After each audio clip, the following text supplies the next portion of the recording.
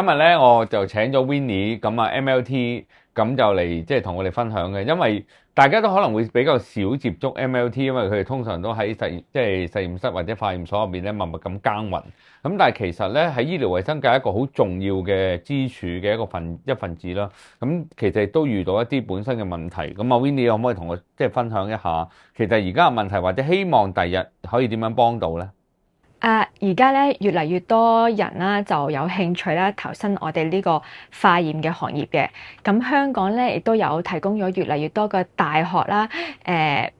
俾呢啲人士嘅一啲課程啦，令到佢可以實現佢嘅夢想啦。由原先嘅一間啦，變咗而家都有好多間咁樣，咁令到呢個畢業生學生嘅人數啦就上升咗。但係咧，有可能咧出現咗個現象咧，就係社會嘅工作嘅機會咧，未必配合到學生嘅人數，就令到有呢一個供過於求嘅現象出現咗。咁畢業生咧就好擔心啊，即係揾工作方面咧就可能遇到一啲問題啊，有啲已經畢咗業嘅學生啦，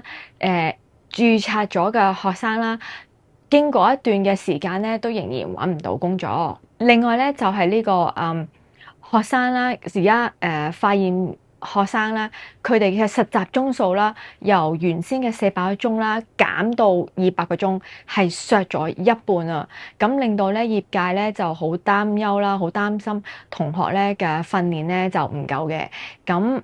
而同學本身咧亦都好，其實佢哋自己亦都好渴求有一個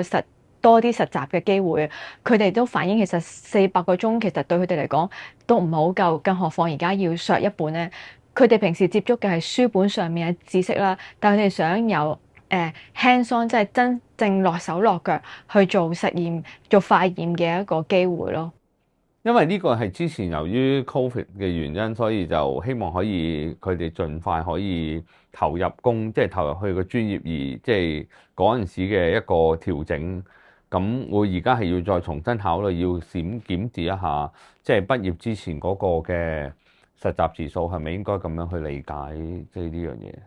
業界可能係諗緊係咪因為即係政府擔憂唔夠醫院啊，俾佢哋有一個實習嘅平台。哦，咁係咁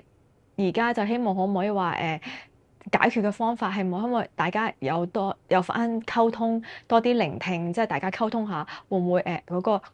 時數可以調整下，或者唔削弱啊？呢個都重要，因為對佢哋第日嗰個技能都係有一個影響，係。咁另外咧，最尾就係想講關於而家政府希望我哋業界啦，就希望化驗師3年之內要攞到呢個45分嘅 CPD，持續進修。咁樣對於社會嚟講，其實我哋化驗師持續咁樣去進修咧係好嘅，理解亦都支持嘅。但係喺推行上面咧，其實私營機構嘅人士咧，就可能要放咗工之後就去上堂啦，咁樣人手方面嘅分配咧，就可能會遇到面臨少少問題啊、困難咁樣。咁會唔會話有啲咩支援啊，或者係可以審視下究竟點樣可以行得比較順暢啲啊？咁樣。呢個我諗就真係同業界溝通下，點樣可以喺維持化驗師質素嘅同時，亦都令到佢哋唔會有太大嘅壓力，即係喺呢件事情上面。都好啊，多謝你嘅分享啦。咁尤其就係嗱，第一就係employment 啦，即係就業啦。第二就係嗰個practicum 嗰個時數啦，同埋第三就係嗰個 CPD 嗰個呢個嘅安排啦咁樣。咁我都會即係聆聽，多謝你嘅分享啊！多好，多謝，謝晒，多多謝。謝晒，多謝晒。